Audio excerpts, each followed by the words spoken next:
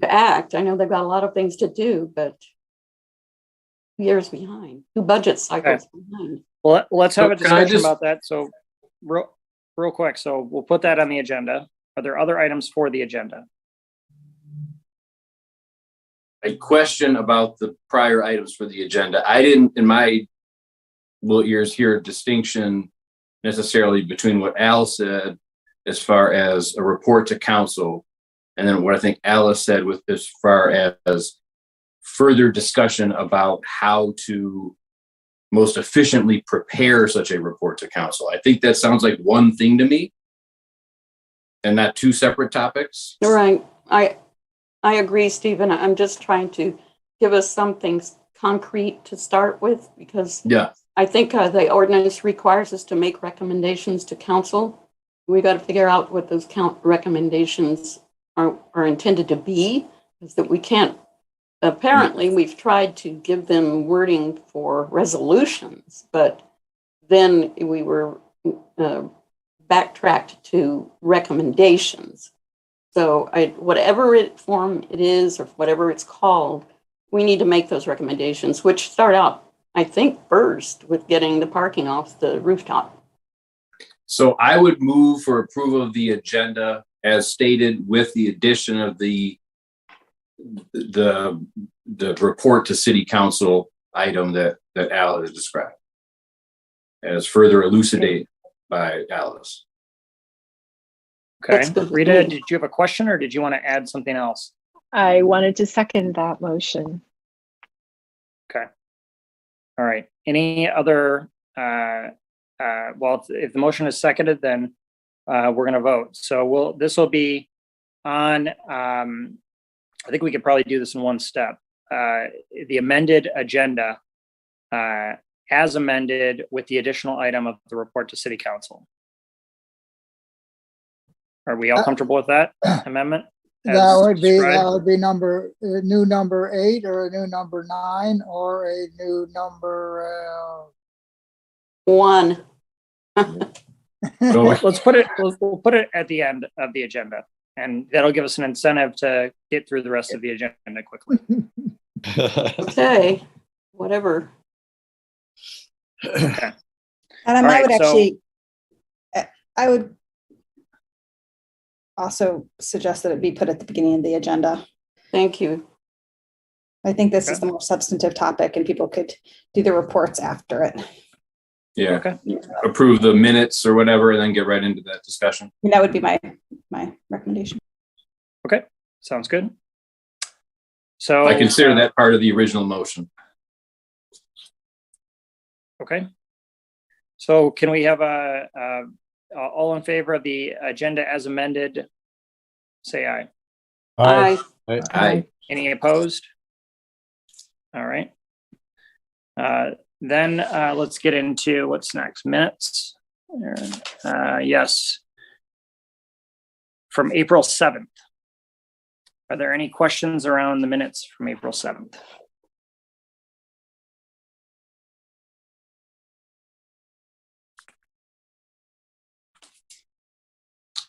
I would move for the approval of the minutes if there's not any discussion about it. We have a second? I would just like to note that one of the attachments is the Center of the City Exploration of Issues, item number 11 in the minutes. That's all. Okay. And we have I think we did have a second. Erica, I believe, seconded. So can we have all in favor of approving the minutes as written? Say aye. Aye. As amended. Right. As amended. It is as amended, correct? I don't think the minutes were amended. We didn't amend the minutes. We amended the agenda. Oh, okay. Sorry. Okay. And I think that takes us to public comment. Heather, are there any members of the public? Alice, you got your hand up. Do you want to keep it up there? Or? Nope. Yes, we have somebody calling in with last few numbers as 326. Please go ahead. Hello, can you all hear me? I'm Jeff Crockett. We can. Yep. Great. So I have been involved. I've appeared before this group before. I've been involved as the leader of the Green Team, which has helped to activate short-term activation of the commons through gardening. So we're very excited about the new year. We have this new growing season. We have a group called the Wild Ones, a group committed to the planting of native plants and attracting pollinators. And we're very excited. We also have a number of new volunteers, and we're getting ready for the growing season and work sessions, except we don't have water. And I've been in contact with Jeff Watson, DDA director, since February, explaining about this problem. And right now he is in the process of getting quotes for the repair of the sprinkler system. But I offered a plan B, which seems very reasonable, which is basically to provide a spigot so that we can attach hoses so we can water our existing gardens and the new ones coming up for the Wild Ones. So I'm waiting to hear back from him. We also requested a mural. We think a mural would be a great spot. There's a couple places on the commons for that. We've already contacted Mary Tiefels early in the spring, but we need permission from the DDA. So we're in the process of finding out the process for that, but we intend to move forward with that. And this is all going to come from donations. The third thing we're thinking about is Tai Chi Sundays, which we're very excited about. Joet Rioma is a member of the Tai Chi group, and he is connected with a Tai Chi master. And we have talked to the DDA about setting up about the application for that. The good news is the DDA doesn't get any revenue on Sunday, so it's like a no-brainer allocating the space for something creative like that. A number of us are very excited. I intend to attend, and a number of other people, so it should be pretty exciting. The fourth thing we asked is because of the Wild Ones. The Wild Ones came in and looked at the plot. It's just to the east of the elevator. The problem is that parked cars impinge upon the garden area and sort of interrupt the planting and other things. So we asked the DDA to remove the 5 parking spots just to the south of this area C2, which, because there's an average of 600 free parking spots, will not result in any loss of income for the DDA.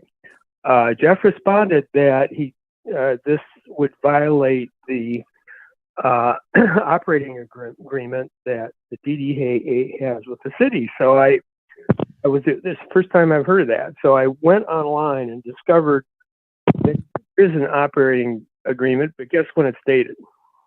July 2011. And there was an amendment that was expired in 2015. And currently the most recent amendment is amendment number 2, which was promulgated or was started on basically July of 2017. So I found a provision in, it's actually both in the original guide or original contract and the amendment that says the DDA shall have the right to allocate portions of facilities to third party for long-term parking usage and mutually agreed upon non-parking related use, which is exactly what we're promoting. We think that what we're asking is reasonable, no impact on the DDA. And I'm a little confused about why the DDA, which is spending $4.2 million on the State Street parking redesign, can't spend just a little bit providing water on the commons. It seems like a reasonable thing. But the other thing that should be of interest to you is the fact that the last amendment was done in July of 2017, which predates Proposition A. So I've been getting a lot of feedback from Jeff. Well, various aspects of our proposals violate the city agreement. So the question I'm asking all of you is, why has this not been updated? Proposition A changed the dynamics for the commons and should have changed the operating agreement to for the DDA and the parking structure. So in my letter to Jeff, I encouraged him to reach out to Mr. Dahoney to ask him for a much needed update. And I would, if Mr. Dahoney is here, I would very much appreciate you sort of looking into it and helping to update it. And this will ultimately help in the activation of the commons, because when you talk about activating, you're going to have to talk about a change in the way DDA manages that property. So I would encourage you to start that process now, but just after you pass the RFP, which is probably the most important thing that you will do this year. So I encourage you to get on that right away, hopefully pass it by September, and then look into this operating agreement. Thank you very much for your consideration.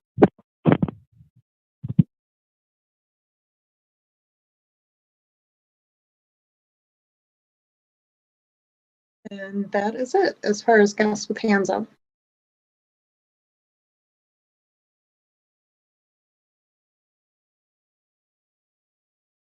Did we lose Adam?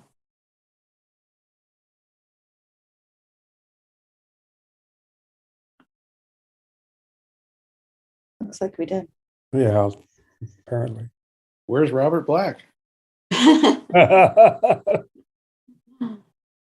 Well, if we've lost Adam, I think we have two choices: to wait for 5 minutes, or I will be glad to continue the meeting as best as I can. If Heather, if you'll help me, because I'm not in my usual computer environment, and I've got to make sure I don't close this window when I open the agenda window. If you'll support me and the rest of us in moving forward.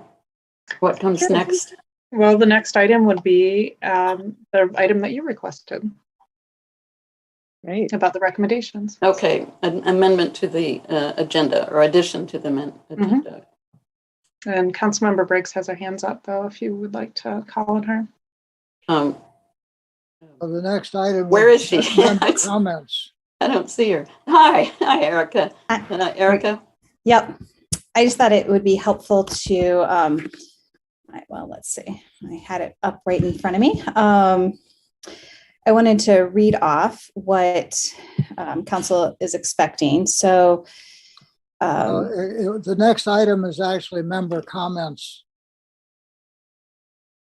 I think we moved this to the front of the agenda. Yeah, we do. We did. Yep. So what council is, the resolution that was passed, Council of Commons is an advisory body to City Council, and the City Administrator will build upon the work of the Center of the City Task Force by providing written recommendations annually on such subjects as funding needs and operations and maintenance model and the role of the Council of the Commons. So based on some of this is a little bit worded a little bit differently than some of the what's expected of some of the other commissions, which is basically an annual report. So sometimes, Transportation Commission, for example, that I serve on, provides an annual report about activities of the commission. I do think that in terms of what I can imagine being helpful to council is providing a little bit of an update about what the commission has been working on this past year. I think somebody mentioned already the idea of using our subcommittees that we have as kind of a little bit of a framework as well, and providing a report out on some of the known issues there in terms of fundraising. And there's been so much great work that's been done in relationship to research around other parks across Michigan, that I think that would be useful. I also think putting together something that would also be particularly useful in providing information to the parks and the update of the pros plan. I know that the PAC is going to come to this commission and ask for a little bit of feedback. And I think preparing that could be useful for both purposes, actually. But then I also definitely agree with what Alice had mentioned in terms of using that framework that Heather had already kind of put together. The commission has identified a number of different issues around sort of things that have been parts of different resolutions, and some of the challenges around that.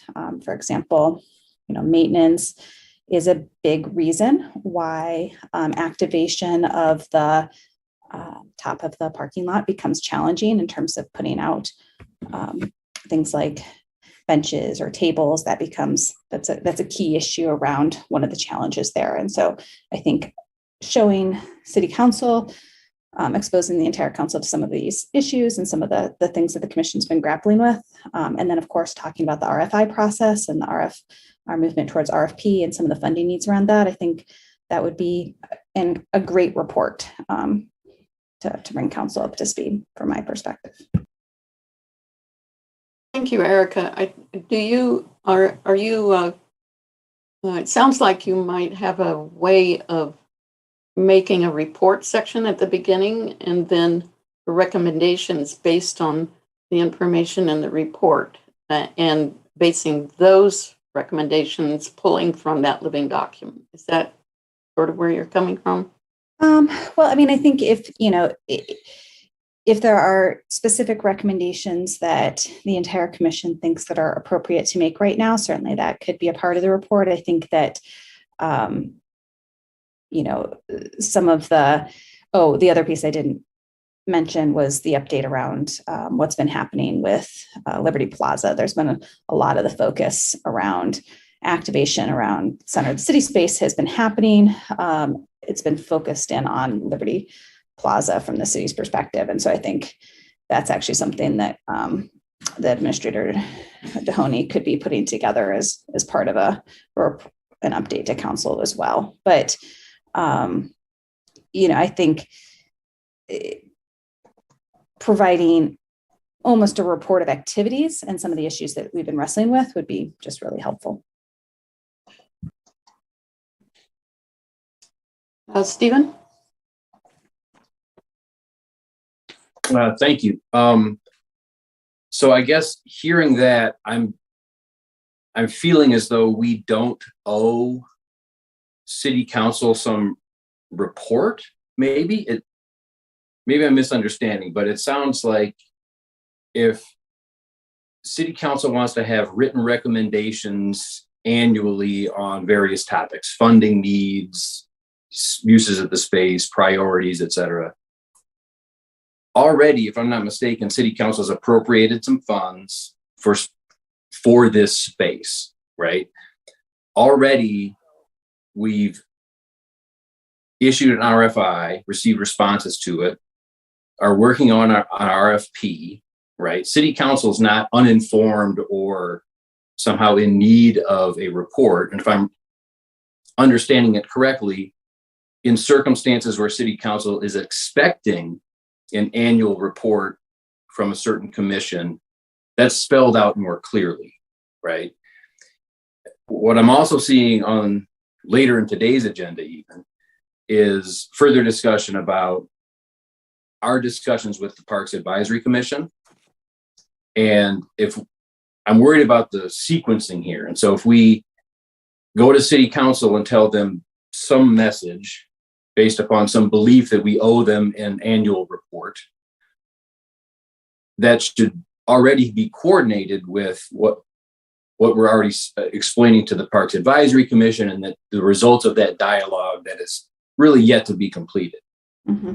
And so unless we've got some obligation to go to City Council on some date certain and provide some report on certain topics, it doesn't sound to me like we have a need to do that. And I would be, if I were sitting in a City Council seat, I would be, well, great, but where's Parks Commission? Like how does this all fit together? And I wonder where that coherent story was. So I appreciate that there is a requirement to keep City Council informed on at least an annual basis, but I believe that obligation has been discharged and continues to be fulfilled by the activities that we already have taking place. And so, yes, without interrupting you, I want to ask: does that sounds like our minutes should be report enough when our obligation is to supply recommendations for consideration? Is that succinct and clear? Yeah, I mean, I don't think there's not an expectation of an annual report in a at a certain date certain. You know, I mean, I think there are things that the commission has been considering that are helpful to be sharing back with council at different time periods, and particularly I think actually some of the stuff is most important kind of heading to parks right now with the pros plan in terms of something that could really be developed and be useful. But yeah, I mean, it's fairly loosely worded. Okay. Adam, if you want to take over from here, we missed you. But I do think we could think we're still on the same.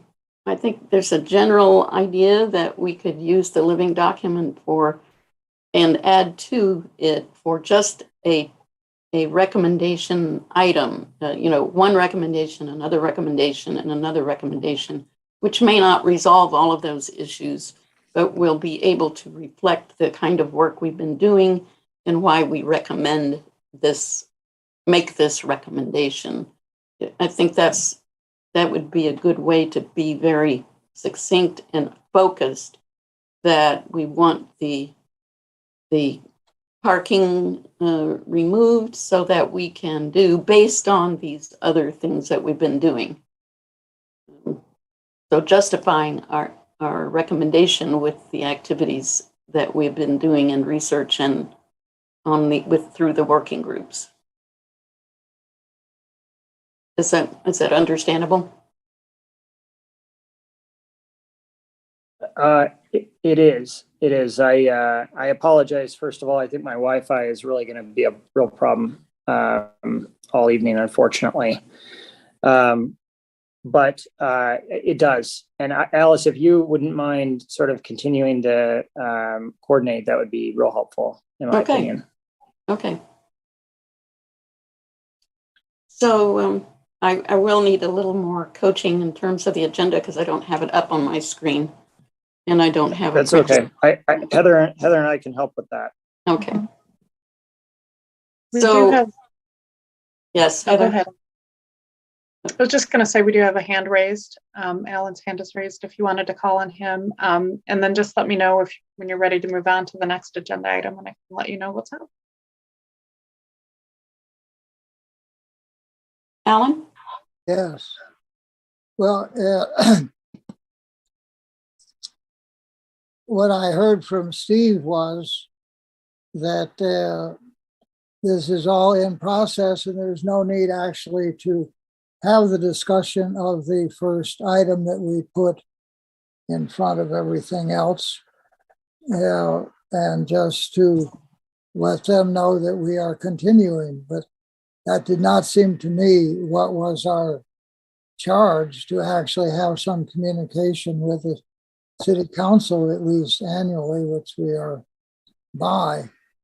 And in the various questions that are on the 9 questions in our living document, the overall fact is, at least in my impression of factuality, is that there has been no action on any of these. And that we've been completely stonewalled by the DDA as well as by 3 city administrators on dealing with the parking, which was the third recommendation of the Center of the City Task Force, accepted by the City Council. And now the City Council, or the city, has apparently adopted a new contract in direct violation of the charter of the city that says there's continuing parking, when the charter of the city says that property should be developed not as a parking lot or a continuing parking and storage of parking stuff, but as a central park and civic center commons, not as a parking lot. And DDA has stonewalled us. Not even Jeff Crockett was very good in searching out the document of the old agreement. We have not been able to get any copy of what is the new agreement, but it is clear that surface parking is continuing there. That's in violation of the city charter. And it should, at least our Council of the Commons should bring that to the attention of the city council and not simply say it as part of our continuing conversation. No, that conversation should have been finished. And similarly, while we are concerned about financing, the city council has said that revenue from the surface parking should be allocated or sequestered or made available for the development of the Central Park, Urban Central Park and Civic Center Commons. So while we are anguished about any funds for a water fountain, and they've not even turned on the water fountain in Liberty Plaza, which is existing water fountain, and not made any sense of preparation toward a water fountain for the Library Lane area. And similarly, there's no progress except that it is difficult looking at the public restrooms. And while I understand there is a city policy, city long-term plan toward Wi-Fi, the desire from the council from the center of the city task force and city council resolutions to bring Wi-Fi there has done nothing. The library has not turned its Wi-Fi toward the commons, and so there is no Wi-Fi there. So we have a situation where all the institutions that should be helpful here, that are year-long evaluation and recommendations to the city council or advice to the city council, are completely blocked. And even the question raised properly about what's going on in Liberty Plaza that Milton Dehoney is dealing with has given no direct report to the Council of the Commons as to what actually he is doing there in terms of security, when the long-term discussions there, everything I've been involved in and from the council center of the city task force, is how to involve the users of the Liberty Plaza in the governance and administration and care and responsibility for the place. So we're in a situation of a complete stasis as I see it. And while there have been activities from various efforts that the initiating committee has done toward program, and the green team has done beautiful work on the garden, but everything seems not to be moving forward except with a lot of shoulder effort. And it seems to me our year-long evaluation should at least acknowledge that and not simply say that we're just continuing and we'll send you a report of the programs. And it would certainly be nice to send the city council a report of what activating activities have been there and what continuing needs remain to be. Wi-Fi is a very important one, and the public restrooms is a long-term. Alan, can I interrupt you, because our intention should be to start with very succinct recommendations according to this agenda item, not to review all of the things that we still haven't done. As I understand that where we are is to ignore this item of the agenda and to go on to the working group updates. Okay, we've got 3 hands up though. And so Erica was first. Could I say just by way of reply, because I said the thing that provoked the thing. We're making them, I guess, relatively modest procedural point that I don't think we owe city council some homework. Right. Substantively, I wholeheartedly agree with that we should be having the discussion on all the points that Alan just raised. We're not going to be able to do any programming on this space unless there's not parking on the surface. That's how I feel about it. I think others may feel the same way.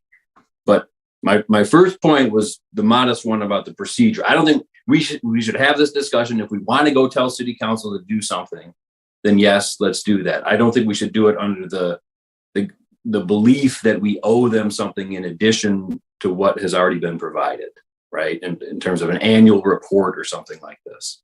That was my only point.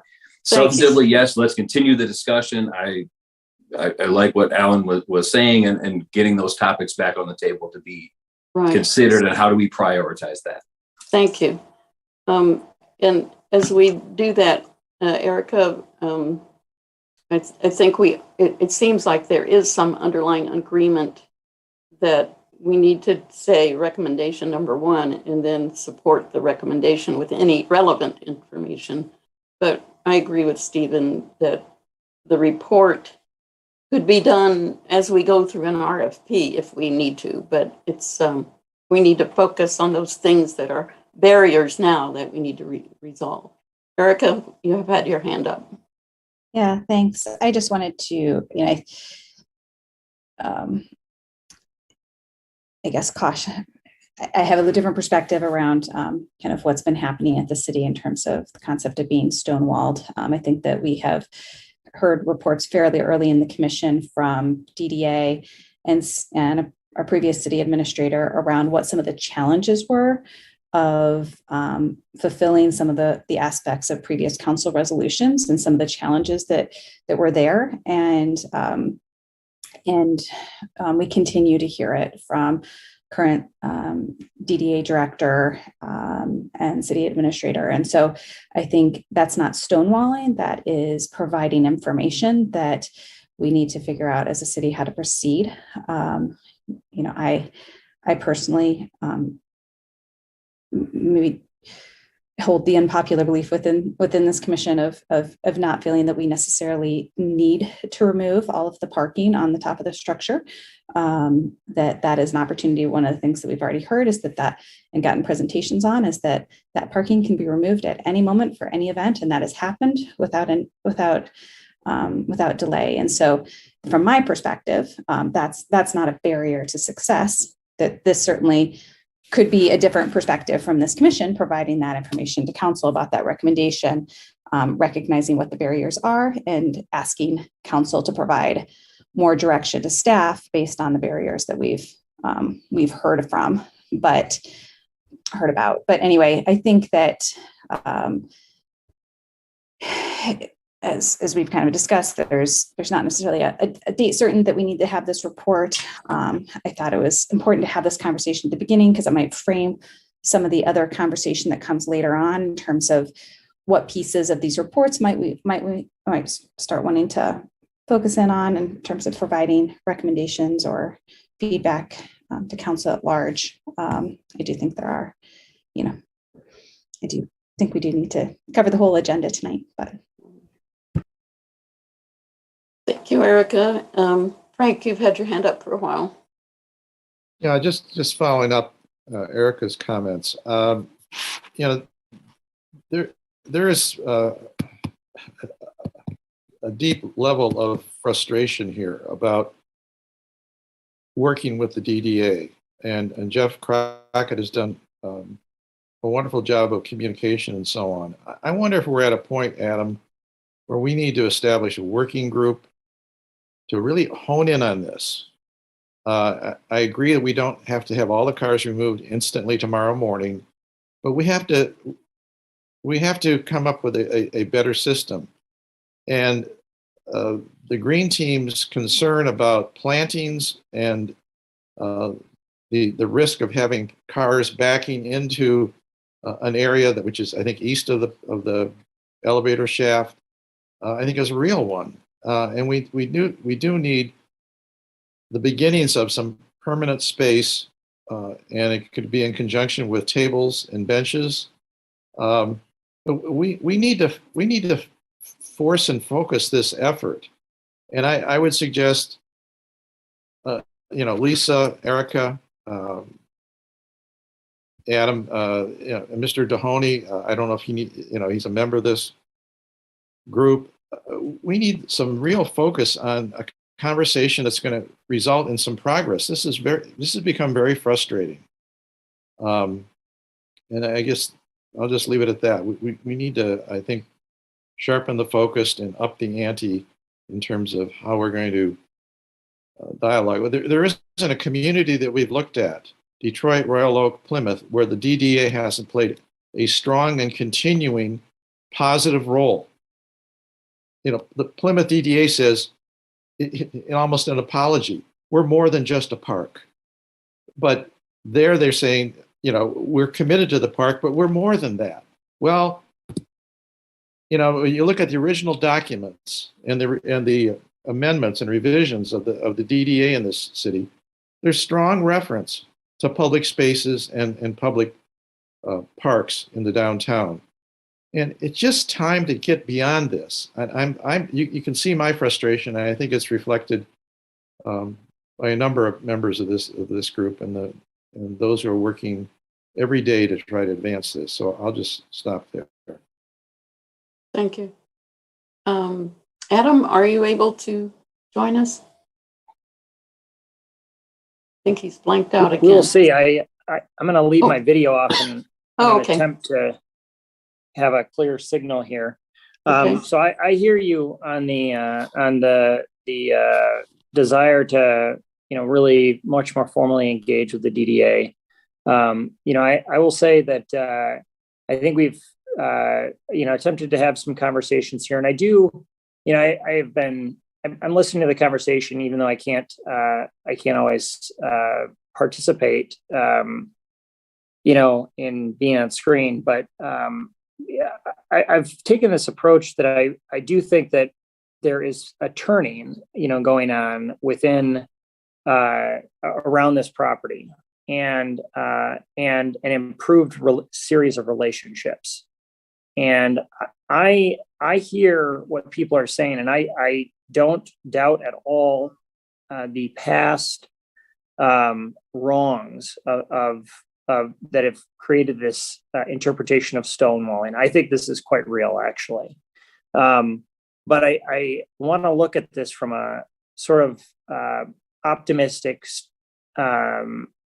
standpoint, in the sense that I feel like there have been, we are hearing different things now, and I have no reason to believe that what we're hearing is not in good faith.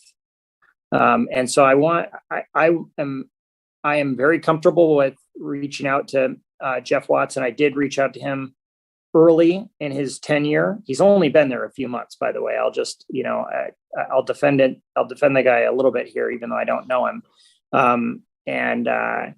And you know, while this may seem important to him, and I know it's important to people here, or I know this may seem very important to all of you, and it is. I'm sure he has a lot of things going on as well as a new DDA director, and new to the community. And so I do want to give him the benefit of the doubt a little bit here as well. But I hear you. I hear what is being suggested, and I have no problem at all reaching out and trying to form, you know, a productive working group with the DDA around the near-term activation. I've had really good conversations with a number of the block partners, if not all of them, I think at this point, with the exception of the DDA.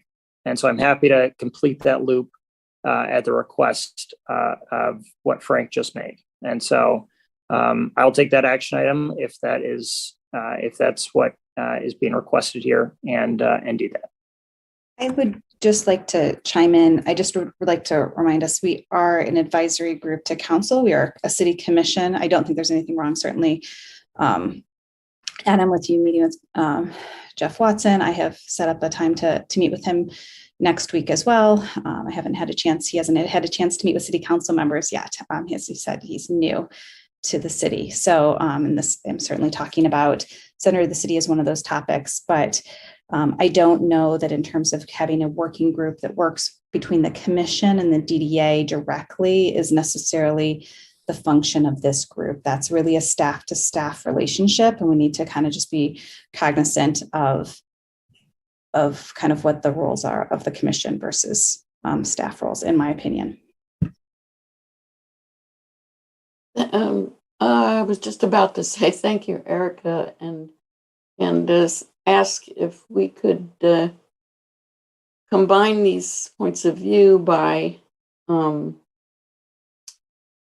saying, you know, stating the goal through a recommendation, and then asking the council for support in going in that direction, such as you know, how we could strengthen the relationship with the DDA, perhaps even by changing the composition of our membership on this commission as some groups are represented, but neither of the major public institutions are represented. We might need to think about that, and that would require council's engagement with that issue. And now I see 2 other hands up. So I'm going to ask, I think Alan preceded Frank. Yeah, just hearing Erica, we are an advisory group to the city council, and for more than a year, we have had 0 to say to the city council. We've had no advice. We have not cohered on any question of a group to convey to the city council. Individuals have talked to individual city council members, but as a group, we have not been advisory to the city council. I think that's what we're trying to attempt to focus on right now with recommendations. Advice and recommendations, I think, are closely related in meaning and require the same kind of communication with council. Would you say so, Erica? Okay. So, Frank, your comment? Just, I guess I'm responding to Erica, but just in general, I see this as following up on recommendations to the task force to reach out to the block partners. You know, what more important block partner is there than the DDA? I mean, we're sort of cohabitating the site, and so I see this in a positive spirit. I think there needs to be more communication and understanding among the new leadership of the DDA. You know, the history of this and just better communication on a regular basis. And I think through that process, I think we'll hopefully see progress. So that's the spirit of my recommendation. Okay, I don't see any hands up right now, so I'm going to move that we start with a recommendation and see if we can structure a recommendation as an example of other recommendations that we need to make. So I think that most of the discussion has kind of had a relationship to the parking. So we need to remove the parking. We need to make the rooftop more accessible to activation. And we recommend that we explore the relationship with the DDA in a positive direction to manage that removal if temporary or permanent, and to remove the barriers toward any barriers related to parking on the roof toward activation, which would include events and gardening, ongoing gardening, and all of that stuff. Would that be a reasonable way to go? Just start with a recommendation and fill it out a bit, and then go to a second one as suggested by the living document? Would anyone else? I think so. That? Okay. I'll support. Okay. Since we have the motion and support, we can start discussion with Jennifer.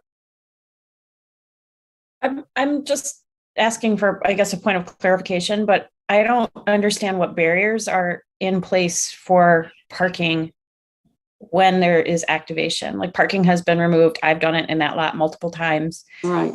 I don't perceive that there is a barrier there, that if the space needed to be used for something, the DDA would grant that, they would close that lot. So I guess I'm a little confused as to why that's like the primary thing that we're focusing on, because to me, getting the space, people who are willing to activate the space is probably then that would precipitate the need for the parking to be removed. So I just want to state that I'm a little uncomfortable with that being a primary objective, and I don't see it as an impediment. So maybe I'm just confused. Thank you, Jennifer. I don't mean to make it the only or the primary. We can renumber them, but we have to start somewhere. And I do believe that there are barriers to casual use as activation, rather than just events as activation. So I think that's why there is and the perception that there are still barriers to just general activation and not just for events. So I think that's what I see, but I see that Rita and Erica also have their hands up. So Rita? Yes, you stated that there are barriers to casual use, and that is correct. Because if we, use of any other public space doesn't require asking permission to use it. And so that makes this space very different from Liberty Plaza. And if one were to use it casually right now, the best way one could do that is walking, maybe carrying a jump rope or some chalk or something to use that space. There is no place to sit. There is no table space. Those kinds of things that facilitate casual use, as I define it, which would be an ability to sit in a place in public comfortably, are lacking. So I consider the two barriers that are the request required and the any supportive, I'll call it equipment for right now, for lack of a better use. So just to use that as an example. Erica? Yeah, I mean, I also, in terms of,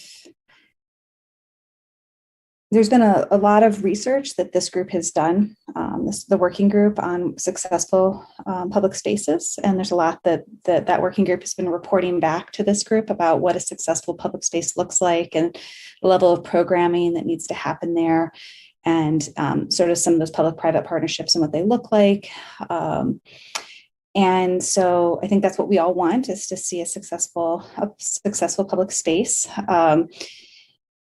Based on what I've been hearing from the feedback of that working group, a successful public space does not look like a parking lot with nothing on it.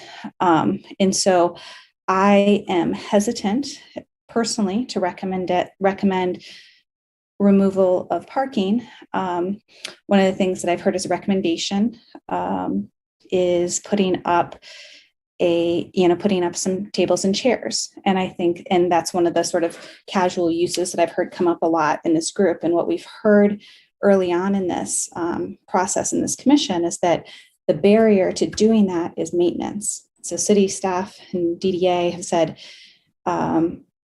if we put up tables and chairs there, somebody needs to be responsible for cleaning them and clearing them. And currently this isn't under the park system.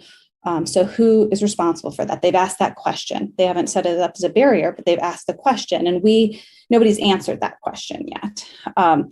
And so that is the barrier that I see for activating that space in a more casual way, is that we don't have a maintenance model. Now that could either be a conservancy, or it could, there's a whole lot of different options that could happen in terms of answering that question. We also have concurrently heard that we have pretty significant safety issues that are happening in a public space also in the center of the city, Liberty Plaza, that does have places for people to sit. And so the city council had activated in the budget, appropriated in the budget $100,000 to help with allowing staff to move forward with making improvements in the center of the city in that space. And so I think that we want to be, we just want to be careful about how we move forward and be cognizant of what some of those barriers are that we hear. For me, it's not that there's parking there necessarily. It's some of those other things around maintenance that I think we have to address, and that we might want to provide recommendations on around maintenance model or something like that. Thank you, Erica. I see a kind of conundrum here, though, is that if the answer is to keep parking during times other than scheduled use, then you are putting cars there, and you can't put anything else there for casual use. So, well, that's what we're going forward with an RFI and RFP so that we can actually do design and actually move into development of a public space that is done in a way that's thoughtfully done and hopefully successful is what I had kind of thought. One of the tangible actions that I saw that we were taking as a commission was to issue that RFI, get information about, figure out, actually moving this forward as a public space that we can be proud of. Okay. Thank you. We have Stephen, then Alan, then Rita, I think was the sequence that came up with hands up. Stephen? Thank you. I guess you all know that what my position is about parking, but other people have different views on that. For me, it's less important, that question, and more important, the topic of having the good dialogue with DDA and having the good dialogue with the library board. I don't know that those are topics that we need city council to come in and intervene at the moment, to tell you the truth. I don't know that we've tried and failed to really to air out what those topics are and how we would propose to approach them. And so from my perspective, it doesn't necessarily make sense to lead with the idea that we shall start with removing parking. Let's lead with the idea that we'll have a more in-depth conversation with those other stakeholders and figure out what this path forward is. And then if we decide we need city council to come do something and make somebody come sit in a room with someone else or make some priority be prioritized over something else, then that's the kind of thing that we ask city council for help with. But I guess that's my feedback so far. Thank you. Thank you, Steve. That sounds like something that could be a different way of approaching the reduced use of the rooftop for parking, but also be more constructive in developing the relationships we're looking for. Alan, briefly? Briefly. Well, the second recommendation of the Center of the City Task Force was irregular meetings of the block partners, which again, for that entire time since 2 years now, has not been convened. Milton Mahoney has not, and we have not yet been successful in our own working group to convene that. The block partners have not, in fact, been involved as a group of how to see this as a endeavor for all of us in that area to make something positive be happening that serves all the different groups around. And I would say that just to repeat, having been involved in what is the Commons is not something that is run by the government. The Commons is that which is commonly pooled resources, self-managed by the users. And this is a situation we have where the users are not invited into this process at all. The initiating committee is in this, which I am a part, is in this Council of the Commons, because we are recognized by the City Council as activators as our mission and have done many programs there. And even when we seek to put up a information point to have a regular place where people from the city, from the public can see, well, what is going on here? What are the different ideas that we did have during the council, during the Center of the City Task Force? We're not permitted. The previous interim city manager said, no, there's even a rule against having a permanent or temporarily permanent information point on that parking lot as long as there is parking going on. And so we are blocked. And if the people were actually allowed to put out some benches, the initiating committee, that's our job, to look at how to manage this, take care of it, keep this not being stolen, keep it clean, and so on. People would like to do this, but we are in a situation where the only way to have anything happen is to pay $34 or its equivalent and have a particular program that begins at a time and ends at a time, and then we are cleaned up and out of there. There should be regular facility so people can come and hang out and have a lunch and so on. And if it turns out to be a mess, then come to the initiating committee or come to ourselves and see how do we clean this up and keep it clean. Part of the A20 is how to look at a zero waste situation. And as an ambassador in the A20, how to see this as a demonstration place to keep something clean and useful for all of the public. So unless we see this as a place actually to invite people to come in and use and have lunch and talk and hang out and bring a table and bring a chair and take care of it. And there are times, yes, when the chair should be taken off for one reason or another, but the DDA will not allow us to use the existing storage space in the alley to put a table, to put a chair. When we did that after the Earth Days, we were told, oh no, we cannot do that. That is DDA Republic parking space, and get them out of there immediately. And well, we did. And I will continue my conversation with Jeff Watson. But friendly is the way a park happens, and this has not been friendly and inviting. Thank you, Alan. And I would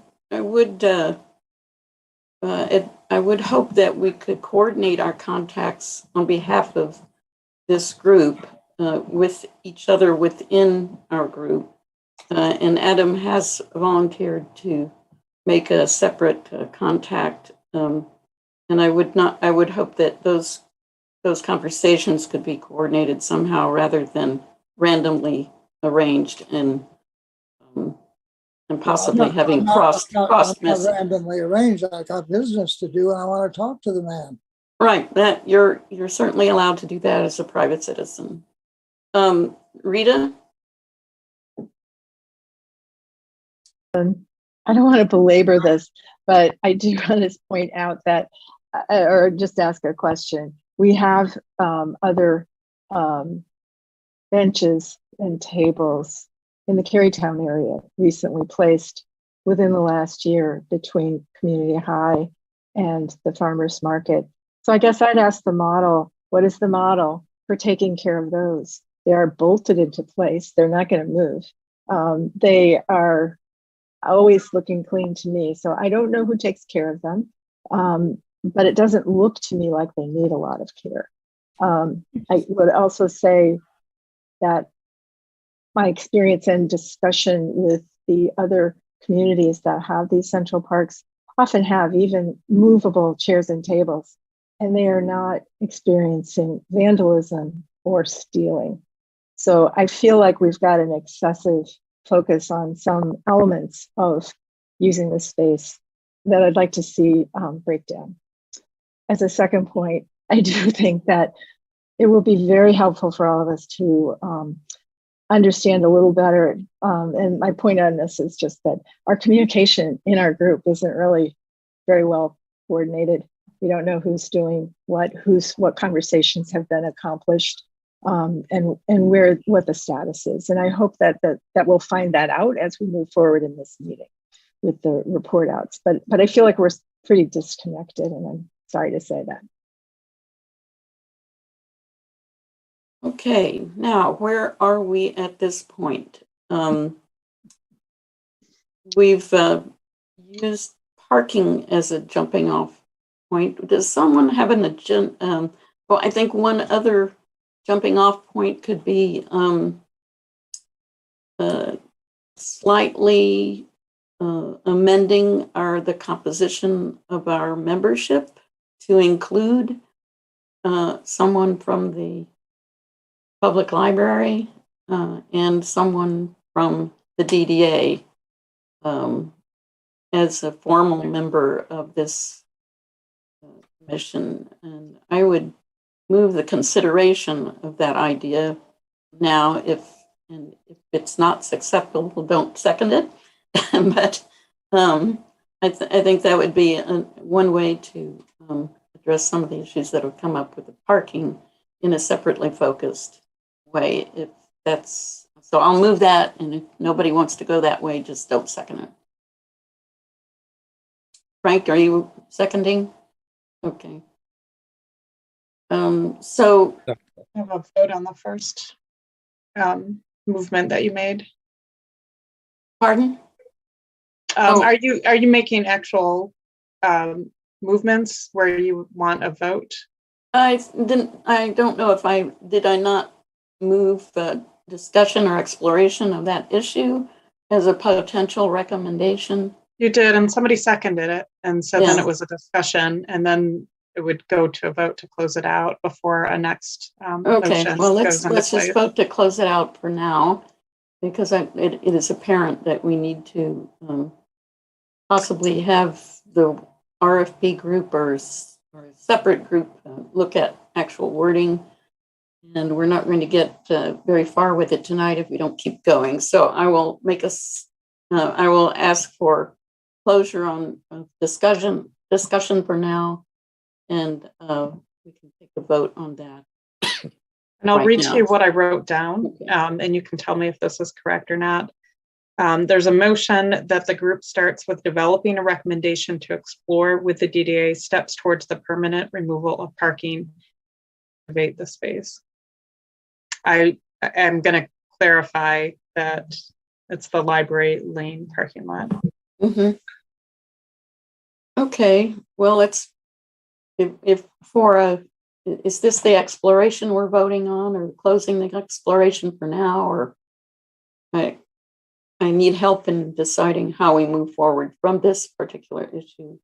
And I've interpreted as that the Council of the Commons will work on developing a recommendation towards exploring this with the DDA. Okay, so we could say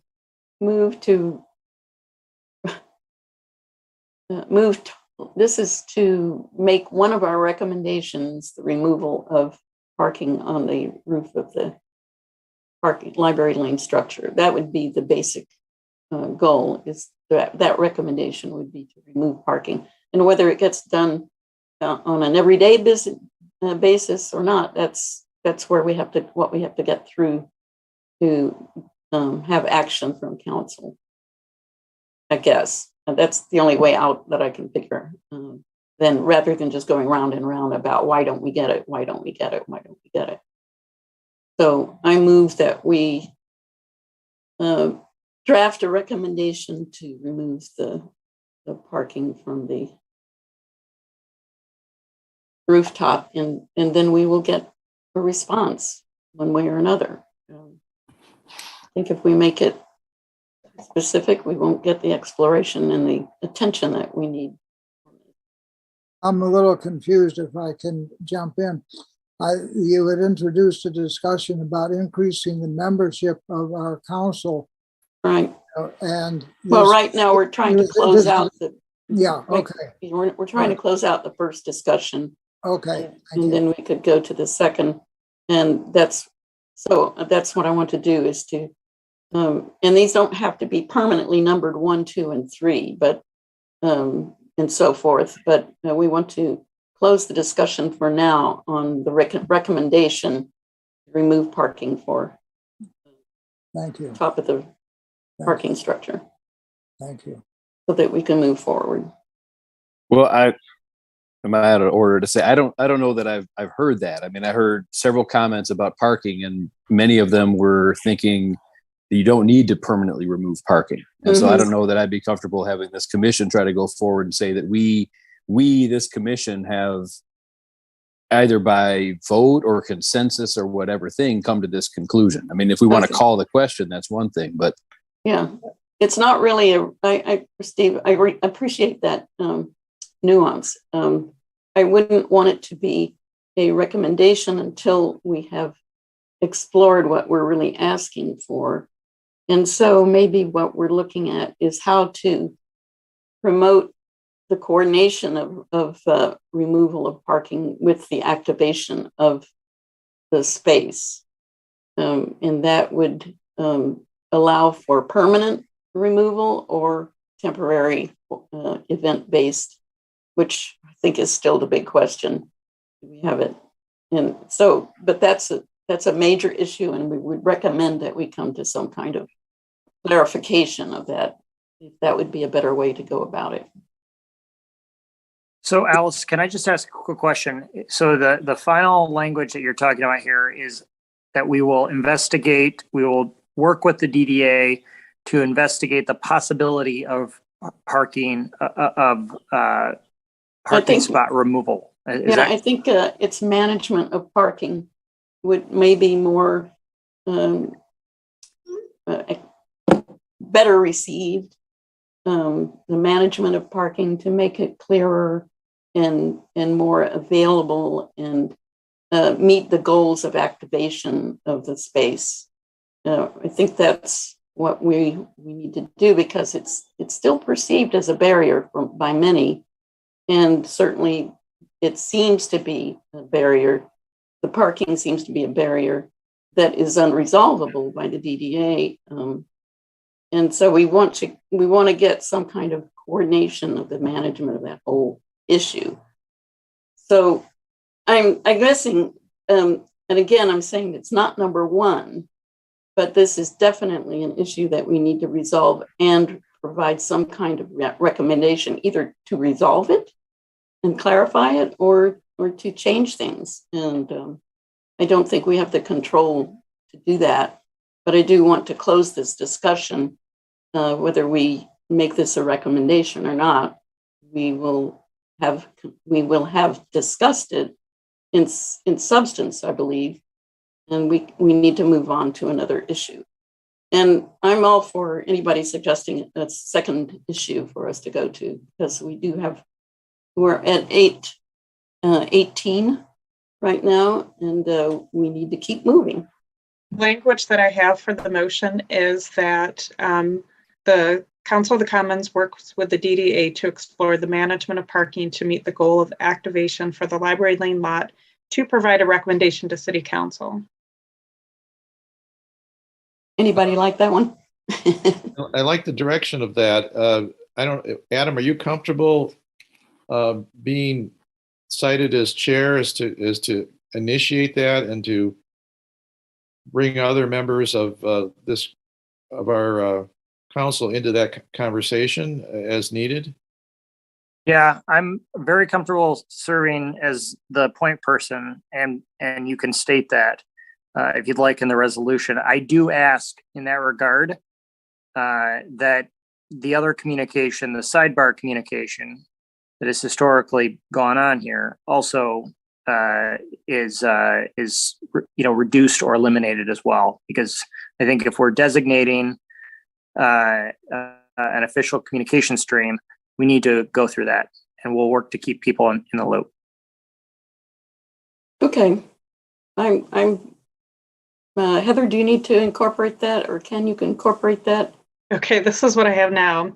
The motion is that the Center of the City Chair, the Council of the Commons Chair, lead work and communications with the DDA to explore the management of parking to meet the goal of activation of the Library Lane lot, to provide a recommendation to City Council. Adam, okay? I'm fine with that. Okay, so all in favor of, we'll move that statement. Well, this little sidebar, does that say that my forthcoming meeting with Jeff Watson I should cancel, or I should call it I'm meeting as a private citizen, or I'm meeting as a member of the initiating committee and not part of this group? And I don't agree with this at all. I think everybody should be talking to everybody, myself. Yeah, Alan, I think what is causing confusion, though, is I think that there's that if we're gonna create a recommendation for this body to do something, that we have an official way of communicating, and it's not just me. But in this particular case, if you want me to do it, then that's the case. But I think what the concern is, and frankly, I am just going to say that I have this concern, is that there is some animosity, I think, for past historical issues with the DDA that is being expressed here and has been expressed here several other times. And, animosity is not a positive catalyst to building working relationships. And I would like to have a working relationship with the DDA on behalf of this council. And I'd like for this council to have a working relationship with the DDA. And that's not going to happen if we're continuing to have animosity with the DDA for historical wrongs.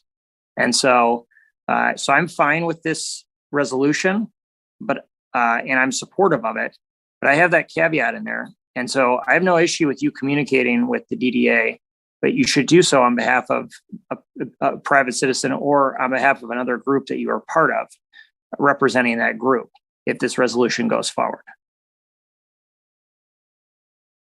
Just one point of clarification. I think Erica said earlier that she has a meeting coming up with Jeff Watson. I don't think what we're doing now should be affect that at all. No, I don't think so. No, it's kind of separate and it's covering a lot of different topics and not discussing parking management. Yep. Okay. And keep in mind too, Erica and Lisa, have the virtue of being elected members of the city council, and so they have a different series of purviews. But I think if we're going to create a formal resolution here, then we establish a formal way of communicating in this regard. Agreed. Thank you, Adam. So we'll move that resolution, that statement, and we'll need a second for that. I had Adam seconding that early on. It was kind of written a different way. That's so right. Adam, Okay. Adam, if you want to confirm that second. Sure. I will So confirm that. Thanks, Heather. All in support, raise your hand, say yes. Aye. Yes. Aye. Anyone objecting, say nay. Okie doke. That's one down. 12 to go. Okay. Okay. I think the issue of, as I think about it, I think it is not necessarily appropriate to consider reformation of our membership. That's a complicated and long and drawn out thing. And I would like a suggestion for a second issue or exploration to consider. Erica? I would actually, this could be a very long discussion. I wonder if we might be able to do that as make recommendations and put them to the next agenda, but kind of move on with the agenda to make sure that we get through the rest of the agenda by 9.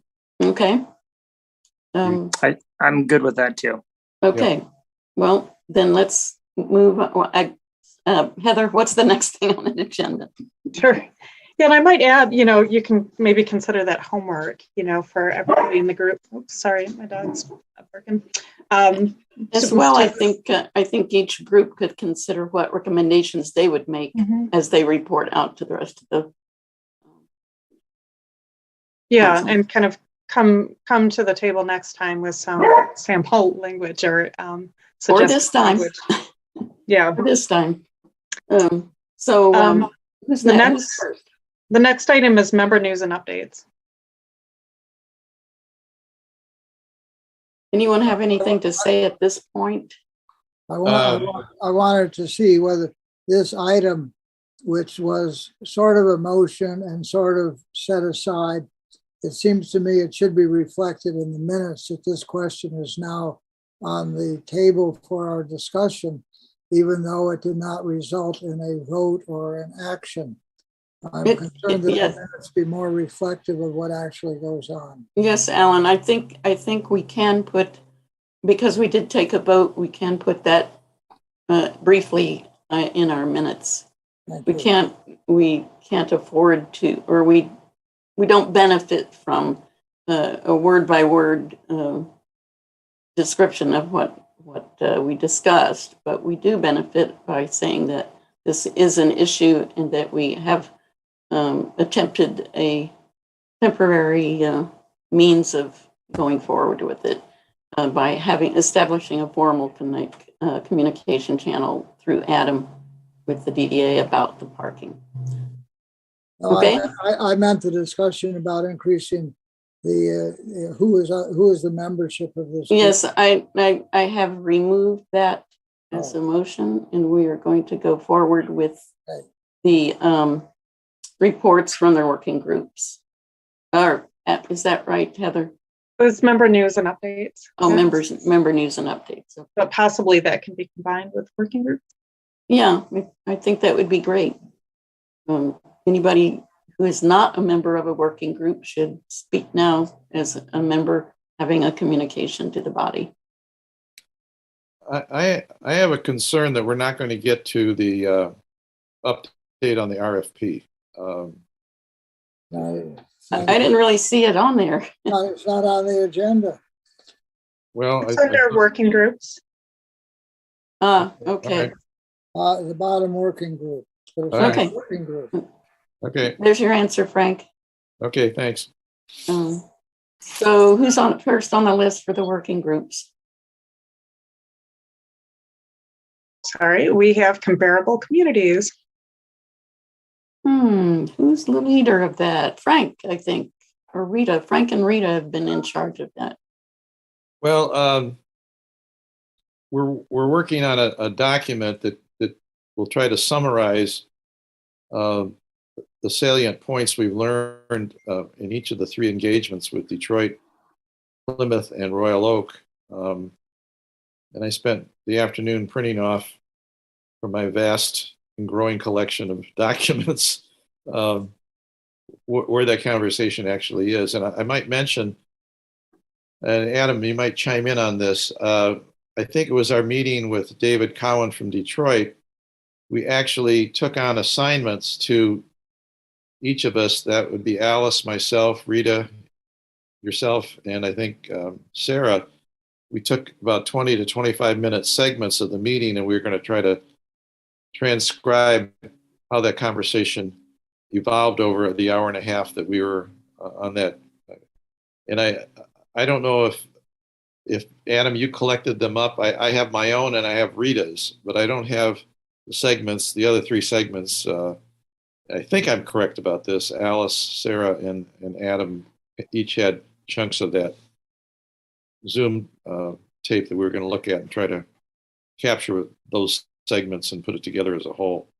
If that's confusing, I'll send you an email later.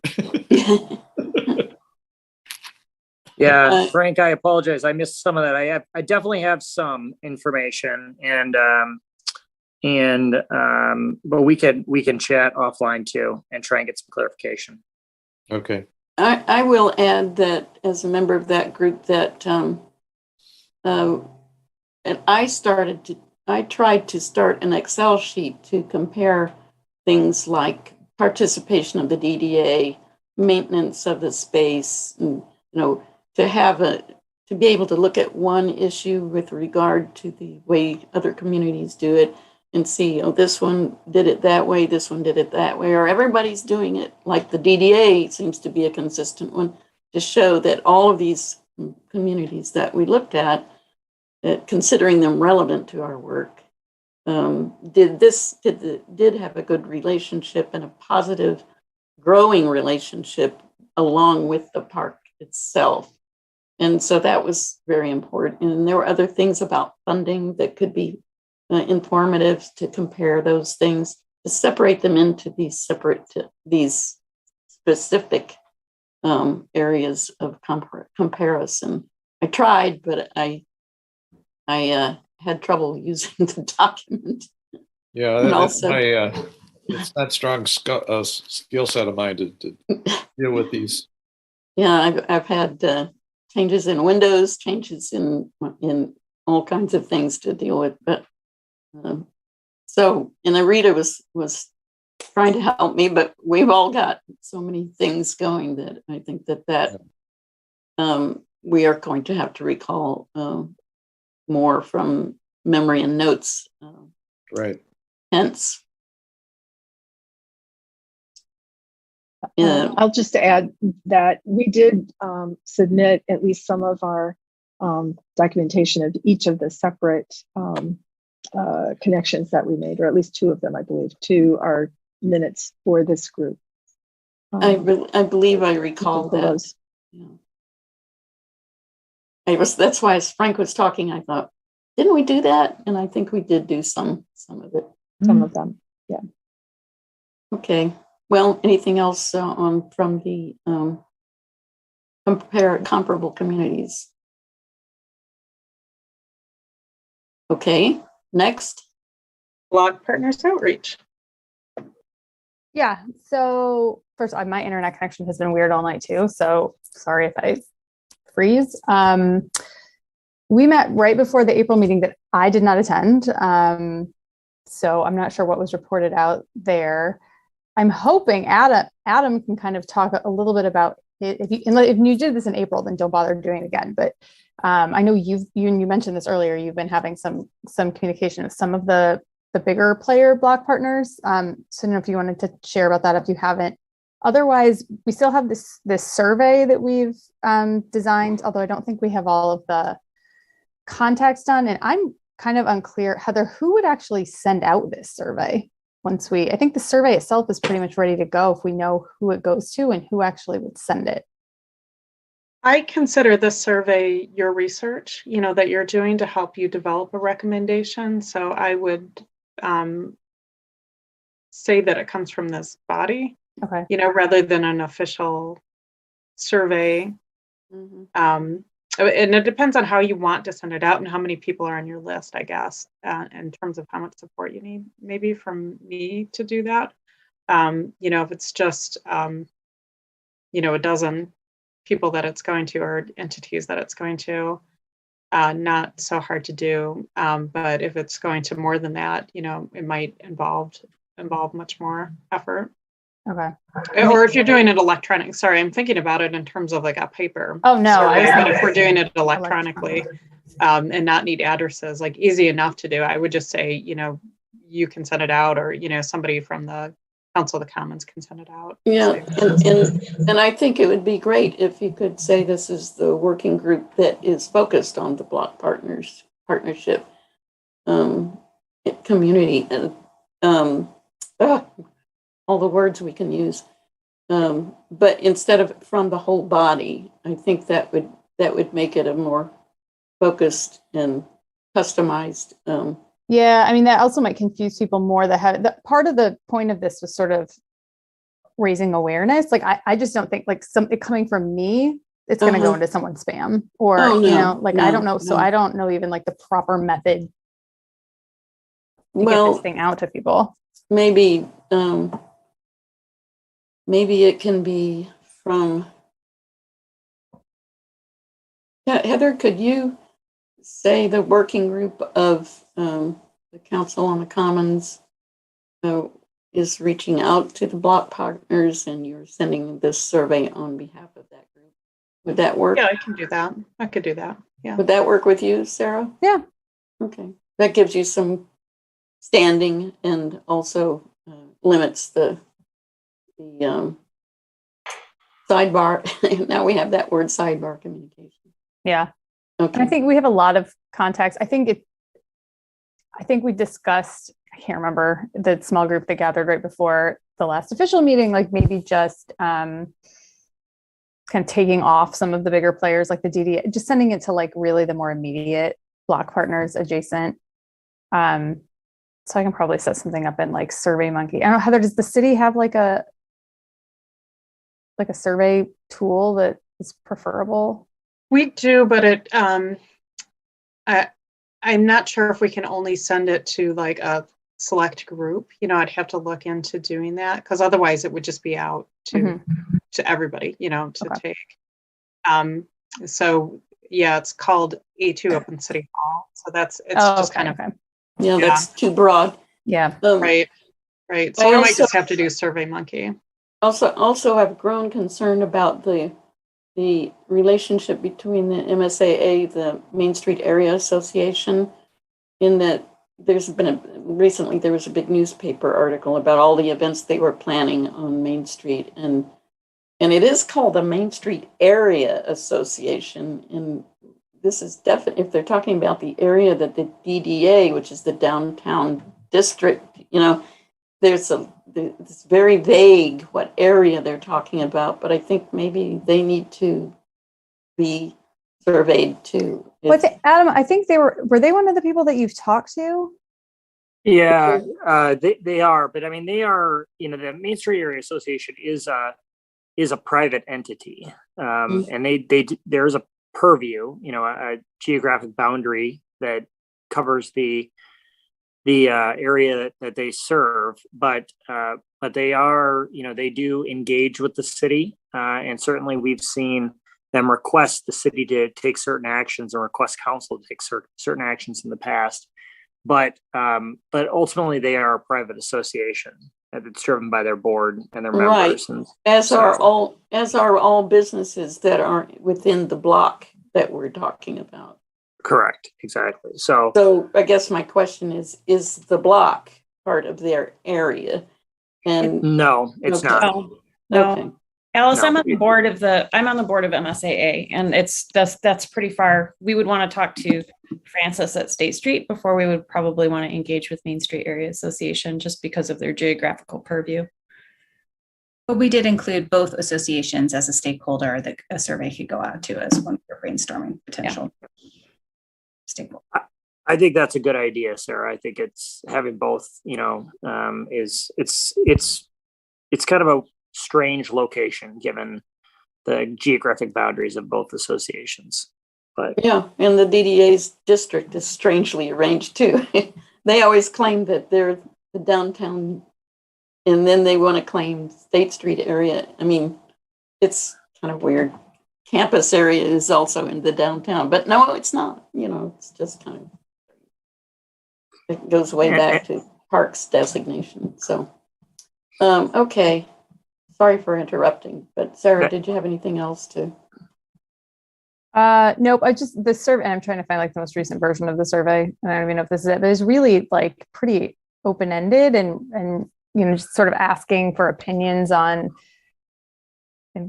improvements or activities or something like that, and really just giving them an opportunity to connect more with us. So sort of like an initial stage in feedback. So, give us your thoughts, explaining what the center of the city is, just giving their thoughts. And then like, if they want to keep continuing to be engaged, is sort of, if there is this block partner group formed, this would give us, at least some people formed in that number 2 thing that Alan referred to earlier, officially, because I think that is still something that should probably happen. So this was sort of like a first step into identifying like who some of these people are that are interested in engaging with us. So I will send around what I think is the final draft of this survey to that subcommittee, along with I will find the list that I think Erica started of contacts, and then we can just at least get this out there. And then, kind of parallel, Adam has been, and I think Erica have been talking to some of like the library, the DDA, people that I don't necessarily think need this type of survey. yeah, I'm happy to fill in too on the updates. I have talked with the new director of the library, and had I think it was a very positive conversation about the ability to, work together, shared some of the comparable communities work and some of that vision. And there wasn't an ask or anything like that at the end of it. It was just, an introduction, and here's what we've been doing thus far. And, here are some of the things that we've learned from some other communities. And I left it at that. I think it was constructive. I indicated that as we move forward, in particular with an RFP, that we would want to engage with the library as a neighboring institution, prominent member of the block.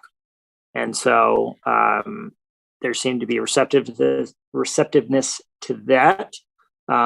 We discussed how it would be based on, taking those steps that we would ask them to get engaged when there was a planning process going on for the planning of a development of the site. And so I think it was good. We've had some communication since then. I think we're off to a positive working relationship, and you know, I think it's good thus far. Likewise, I reached out through some contacts to establish a contact with the University of Michigan Credit Union. In fact, just today, it took a little while to locate the correct person because they've had some leadership changes too. And just today, we traded some emails back and forth with I believe, I don't know this gentleman's, I guess he is, actually, I don't know what his title is exactly, but Tom Kuslikas with U of M Credit Union. And we've had now a phone conversation and are going to get together for a cup of coffee and talk more about the project, similar to what we did with the library. And so, but, you know, very open willingness to have that conversation. And I think that, you know, I have no reason to think that they will not want to be a good community partner. And then the final conversation I've had a couple of conversations with First Mike Martin, and he certainly is very interested in participating in, you know, as we move the process forward around planning, you know, and being engaged in that process because of the relationship with their property to both Liberty Plaza and the top of the parking garage that is, you know, makes up the majority of the center of the city. So, you know, I think those are good things. You know, the DDA, as I indicated previously, is the one entity I've not directly connected with. That now we will go forward with that. But you know, I think the conversations I've had, you know, people have very different historical visions around this site, and I think the success that, you know, some of these one-on-one conversations are indicating is that, you know, if you describe what we're learning from other communities and sort of the interests that seem to be popping up here, it paints a bit of a different vision from some of that historical vision and that some folks may have. And so I think that's positive and seems to be moving to indicate greater support. So we're just going to keep working at it like that. And that was my plan. And I think that's very much in concert with an activity that is in concert with the survey work. And we'll just keep Sarah and the subcommittee Block Partner subcommittee, or Block Partner working group rather, in the loop on all those conversations. And I'll get into the Parks Commission update later. I guess that's obviously another partner in that regard too. Wow, we have a long way to go, don't we? But I'm glad to hear the progress. And I see, Ellen, I see you have your hand up, but I do want to say that I think I'll ask if any of our working groups have a recommendation in mind that would further the work on their behalf, not on the work of the group, but that would further the development of the center of the city from that perspective of that working group. So keep in mind when your working group reports to think in terms of a recommendation that would help move your goals along. We'll check in with you, Alan, before we go to the next working group. In this working group, one place we were including the State Street, Main Street. I think we even talked about Carytown. What are the surrounding areas that are really relevant to this? But also we had some question as to how to address or touch toward the issues of distress around Liberty Plaza. And I think our last draft was to sort of ignore those questions, leave those out of the stimulation of the questionnaire. Yeah. but we need another meeting of this working group to finalize what is actually the survey and who it's going to go to. And Yep, I just put it on my calendar to do all that tomorrow. Okay. It's not on my calendar, I won't do it. So it's on my calendar. Good. Talk to you soon, Sarah. Okay. Thank you, Alan. Who's next? What group is next? Raising. Fundraising? Okay. Yep. I can give an update on that one. So we had a discussion. Heather, Frank, and I talked earlier this week, I think it was, or maybe it was last week, and I think took some good, created some good ideas about external sources, both private, potentially individual donors, and also, local business contributors that could partner. We talked about public grant opportunities. And we looked at associations who help coordinate some public funds too. We took some action items, and we're getting back together again. I think it's next week. And I thought it was a very productive first step. And I think as long as we keep moving the ball down the field in the way we did after the first conversation, then we'll hopefully have some fruit to yield as a result of our labor. So I thought it was good. I don't know if Heather or Frank would like to comment at all, but that's what I've got. I think that's an accurate description, and I think this kind of regular, what I call massaging the list, is important, and I think that there are some key players here who not only their financial support, but just their presence and involvement, it provides an important implied endorsement that carries even further than the dollars. And we, the Library Green Conservancy, was able to have a banner at our Earth Day program with the initiating committee, and we had 4 what we call community partners: Bank of Ann Arbor, largely through Matt Altruda's efforts. We had the Zingerman's community of businesses are now supporting Library Green on this project. The Towsley Foundation, Harry and Margaret Towsley Foundation, and the Mosaic Foundation of Rita and Peter Hayden are all substantial donors. And I think getting those well-known community names backing this effort really is a kind of a parallel goal to actually raising the dollars we need to do things that we need to do.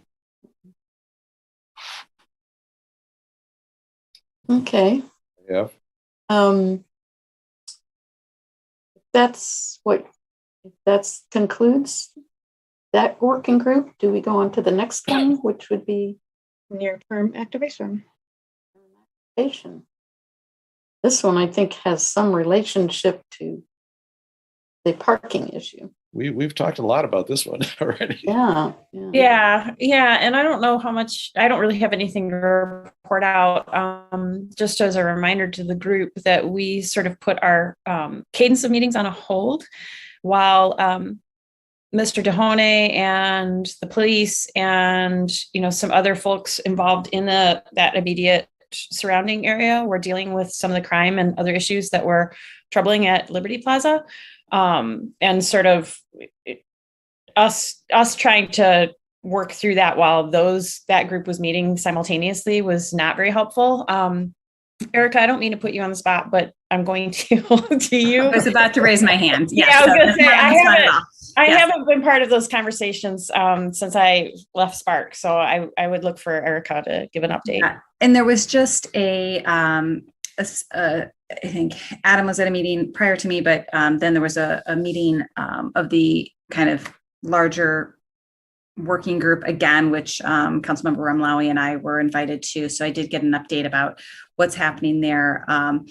And kind of, if I was smart, I would have my notes in front of me. So I will try to recall to the best I can all the details of that, and recommendations for the use of that $100,000 that council had allocated for improvements at Liberty Plaza. One of the primary pieces of how that funding is going to be used is for support for programming. 3 staff members, temporary staff members, are going to be hired. This has been a recommendation, long-term recommendation of the parks staff that, and what we found here is that successful public spaces require staff that help and do that and organize events. And so obviously this is not it'd be 3 temporary staff members. The question, I had made a recommendation to perhaps even think about, and others as well,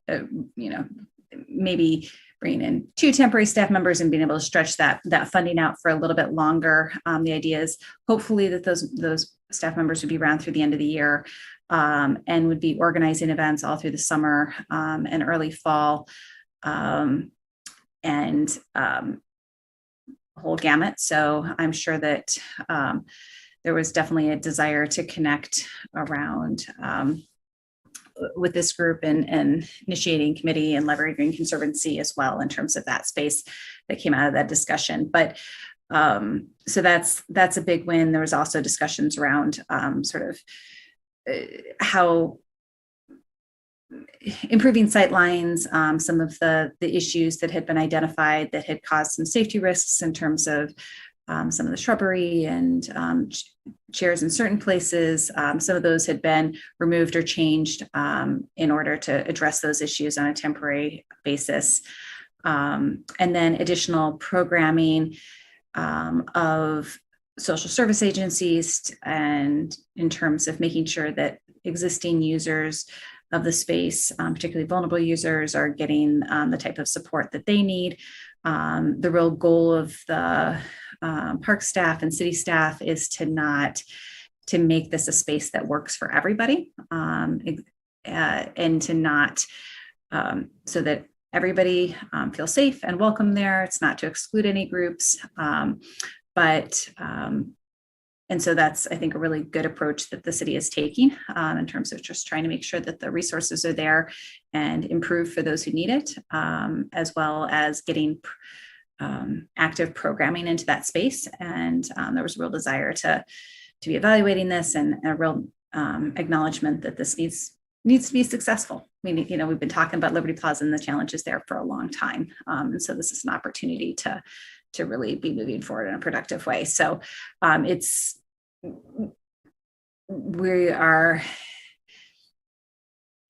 still a little bit at the beginning. I mean, hopefully within a month we'll have folks in place, and we'll be getting an update on that as well in that committee or in that larger working group. But I also ask for information to be shared here as well. Thank you. I'll add one point here. I'll add just one point here from my perspective in sitting on the sort of subcommittee on that looked at those recommendations before the working group. I think Mr. Dohoney is really, I think he has listened to the discussions here and is trying to solve the problems that the community is experiencing in Liberty Plaza, with an eye to how do we help this be a part of our plan for what the city is going to decide to do or look at deciding to do around the broader center of the city. I think he's really trying to be a constructive bridge builder on this, if you will, and so I really supported the effort that he put forward, and I'm glad to hear what Erica just said as to what's come out of that a little bit more. So that's the only other piece I'll add. Thanks, Adam. I was just about to ask if I was hearing it right, that this might be a movement toward integrating the block, making it a whole rather than making it a whole. So that what benefits Liberty Plaza would benefit our further development of the center of the city, and vice versa, that these would be complementary developments that we're doing to improve the overall situation and potential for this project. What else? What else from that group? And I think just to that point, there was a real discussion around, obviously what happens there really is beneficial. Obviously, to this space, it's beneficial to all the surrounding spaces. When there are problems there, it is challenging for the business community when it's not activated.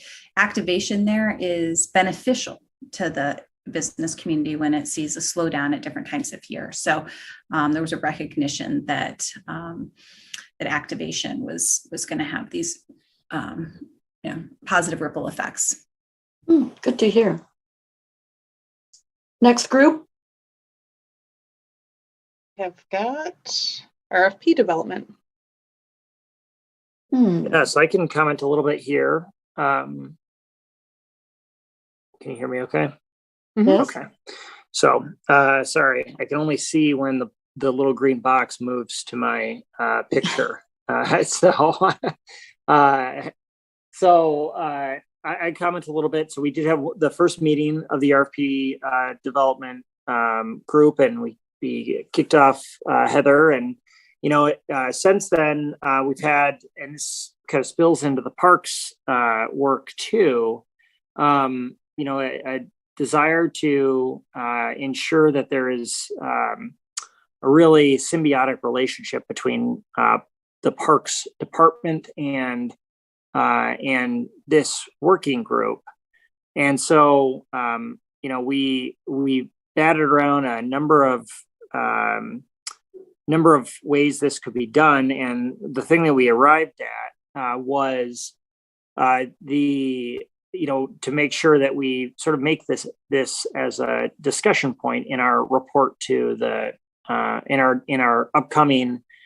We had called it a report to the Parks Advisory Commission, but it's almost kind of turned into more of a discussion with the Parks Advisory Commission, including a report out of some of the things that we've been working on. And so Steve and Erica and I talked about what that could look like, and so I bring that up here because I think that what we're finding is that this advancement of the RFP, the continuing writing of the RFP, and needs to really there needs to be good alignment between the Council of the Commons and the Parks Advisory Committee on the direction on that.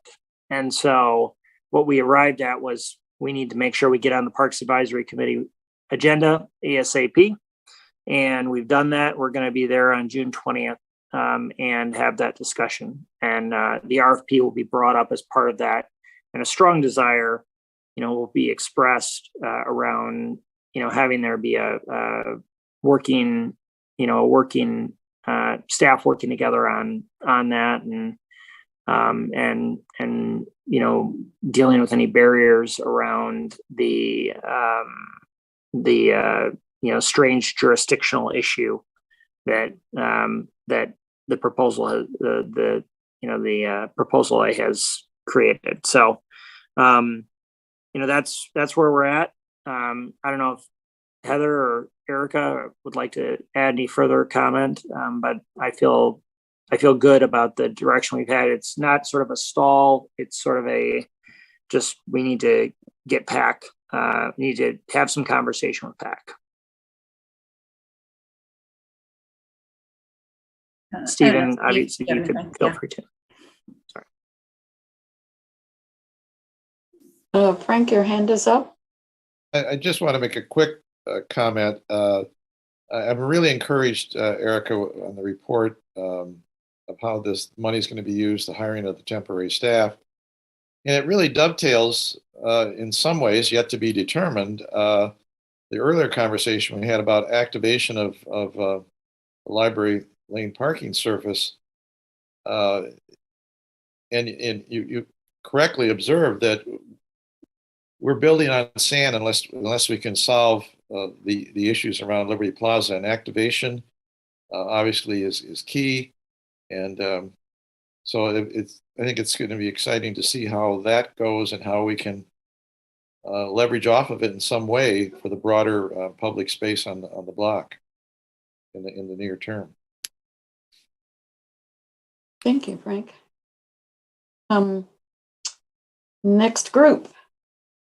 That is it. Then it's the next item was update on report to Parks Advisory Commission, which Adam basically covered, unless there was anything more to add to that. No, not unless Stephen or Erica would like to add any additional comment. Yeah, I think it's just important that as Adam mentioned, that this is it's a little bit more than a report. It's really making sure that a check-in with PAC and making sure that they're comfortable with the approach that moving forward with as well right now. And we need to kind of be in alignment as in both commissions, and Steve's been providing great updates, so they're pretty aware of how things have been going. So this doesn't come as a surprise, but just it's a good check-in point and a good opportunity for PAC to be able to weigh in on kind of before we're moving forward. So we're moving forward together with the RFP process, hopefully. I would like to mention that this might also involve a conversation about what the role of special properties are in the park system, such as the farmers market, Cobblestone Farm, and I think 4 or 5 others, and whether designation as one of those properties is possible or beneficial or not really working in this situation. That would be a good thing to kind of sort out along the way, I think. I guess I'm not sure what that means. We got 2 things. We have parks and we have natural areas. And special properties. Farmers market. And because those start to look like different ways of managing and administering those properties. And also the funding is different too. That I'll agree with it. Yeah, there are several instances of having some sort of a nonprofit or other sort of partnership with the city to manage or program in a particular space. Community Action Network, the skate park, farmers market. There's a variety of examples. Yeah. That's something to keep in mind as either a bank of ideas or something to avoid. I don't know which. Yeah, that's a good point. Has this question actually been on the Parks Advisory Committee agenda as a topic that everybody talks about besides periodic reports from you, Stephen? I'm not hearing that yet. I guess maybe I don't understand the question. No, we've not had a discussion as to how to activate the space somehow. If that's the question, we've had discussions and updates just as far as me reporting in from this commission. Yeah. Okay, thank you. And Heather, you said that's our last working group? Yeah, that's it. Then the next item is next agenda items. And then after that, we get a public comment. Agenda items for the next meeting. Is that what you're for the next meeting? Yeah. Okay. So if we want to list out some agenda items, it sounds like we are wanting to return to a discussion about recommendations. Yes, definitely. Recommendations to council. I would also recommend we're going to have a report back probably on how that conversation with PAC went. Yeah, exactly. That'll be an important discussion, and it might be helpful to have a presentation or update somehow from Mr. Dehoney around that. May be a good a good point in time, either for him or somebody else on staff to be providing an update around what's happening exactly on Liberty Plaza. We may have enough of development around staff being hired. That might be the right timing in terms of just a little brief update on that, I would think. Okay. I think that makes sense.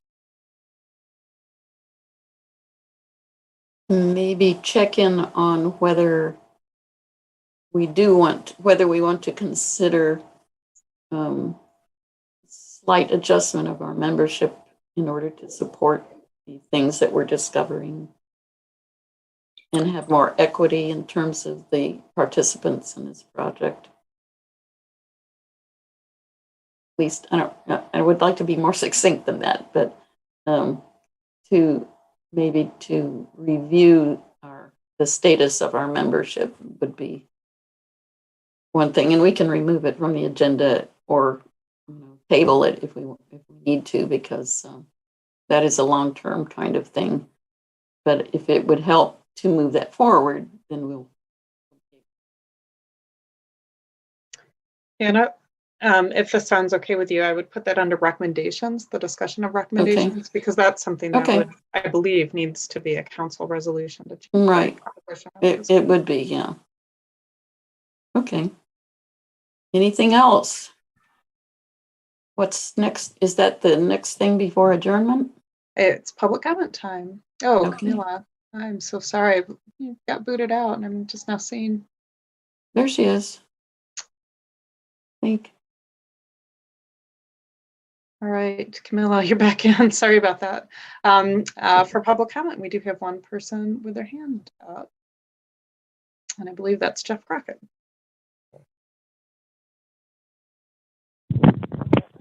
Yes, thank you very much. I just want to congratulate you all. I watched the whole meeting. I thought it was exceedingly well run. Alice, you did a fantastic job. And I appreciate especially the outreach to the DDA, which I've been trying to do for the last 3 and 4 months, and I believe eventually it will work very well. I do want to comment on a couple things. First, I want to say that the addition of wild ones, in my opinion, is going to be a game changer. We're talking about a group with 90 people, 90 volunteers. They're talking about classes and other things. They're really invested in using this as an educational experience. And in fact, if you look more broadly down the road, imagine having 14 different lots, 14 different gardens with 14 different themes supported by 14 different groups, which I believe in the long run is possible. One year building on the success of others. And then what you're going to find is you're going to have a lot of people, eyes on the street, eyes on the park, a lot of people there maintaining their gardens. This is what we've experienced. We're there, our group of 20 plus volunteers is there 3 and 4 times a week, checking, irrigating, and all that kind of thing. The other thing I want to mention is that the Parks Department, I want to say that there will be no trouble finding volunteers to come in and maintain the tables. The Parks Department has an Adopt a Park program, and one of our volunteers who came in to help plant is a member of that program. And he goes around to different parks and cleans things up and maintains the facilities there. This is going on right now. And the Parks Department could not do this without these volunteers. And I have every confidence that if we activate the space and start off with just a couple tables next to where the Wild Ones is doing it, we will have no trouble maintaining it, and we will fulfill our obligation to begin to activate the commons. So I just want to conclude by congratulating you all on a very well-run meeting. Thank you. Thank you, Jeff. Anyone else, Heather? That's it that I see with their hand raised. Whose hand is raised? Nobody. Oh, okay. Good. And I want to state my personal kudos to all those people who have participated in the gardening efforts and the excitement that the wild ones joining the group is going to generate. I think they deserve all the singing that we can get and keep them from being unsung, because it's the thing. It's a really active and exciting group effort. So with my comment, I welcome any other comments about anything else before we adjourn. Nice job, Alice. Thanks for stepping up. Yes. Really well done. Yeah. It's easy. Yep. Adam laid a good foundation. Yeah, he did. Well, It was seamless. I really appreciate it too. All right. I just want to say thanks. And, all right. But I also want to say, I do think that, we saw last year about some of the excitement that the gardening efforts did provide. And I know Jeff is trying to be a good partner in this, and those folks are having a good time, and they are beautifying the space. And so I think that comment that Alice made is an important one to recognize. So just thanks, everybody. Sorry for the technical difficulties, but thank you again, Alice, for everything. Thanks, everyone, for overcoming our adversities and moving forward with courage. Great. So good night, Good to see everybody. Thanks, everyone. Thank you. Good night, everyone. Good night. Bye-bye, everybody. Bye all. Bye.